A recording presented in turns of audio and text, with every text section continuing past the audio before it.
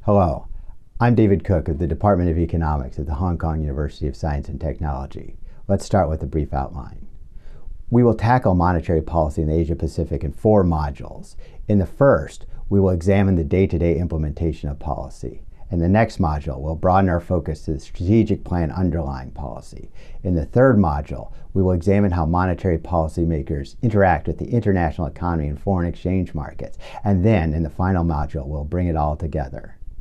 Now, let's get started with the first module.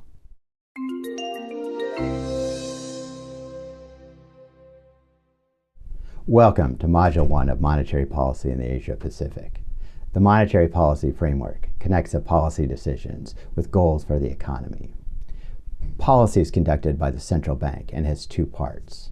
Policy implementation guides the liquidity available to commercial banks, while policy strategy guides liquidity available to the broader economy.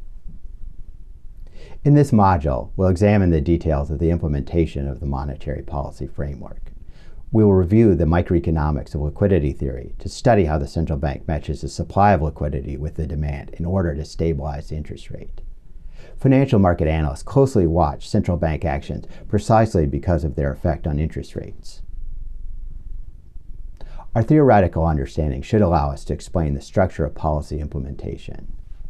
The central bank uses a set of tools called instruments to change liquidity conditions in the market.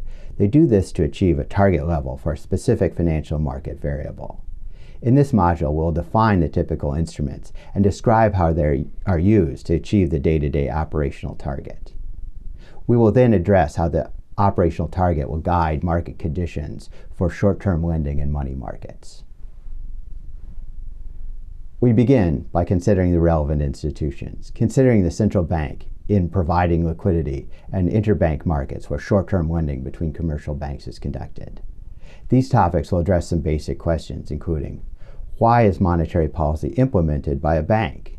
And how much do banks pay to borrow short-term in interbank markets? To understand monetary policy operations, we develop a theoretical model of the interbank market in which the interest rate is determined by the balance between liquidity supply and liquidity demand.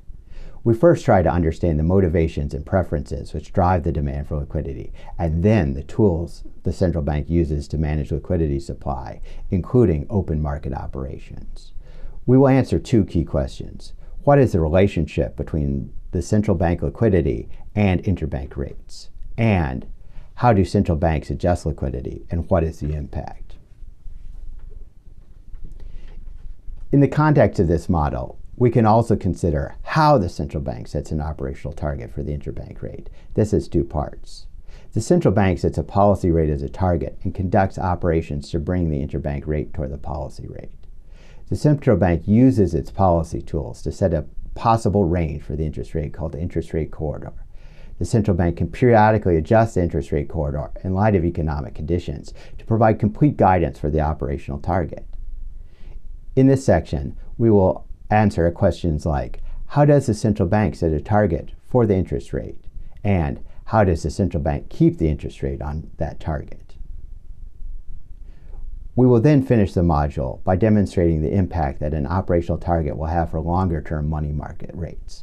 We will answer the question, what is the impact of the policy rate on the broader money market? By the time we finish, we should have a solid understanding of the tools and techniques that central banks use to set short-term interest rates. Now let's get started.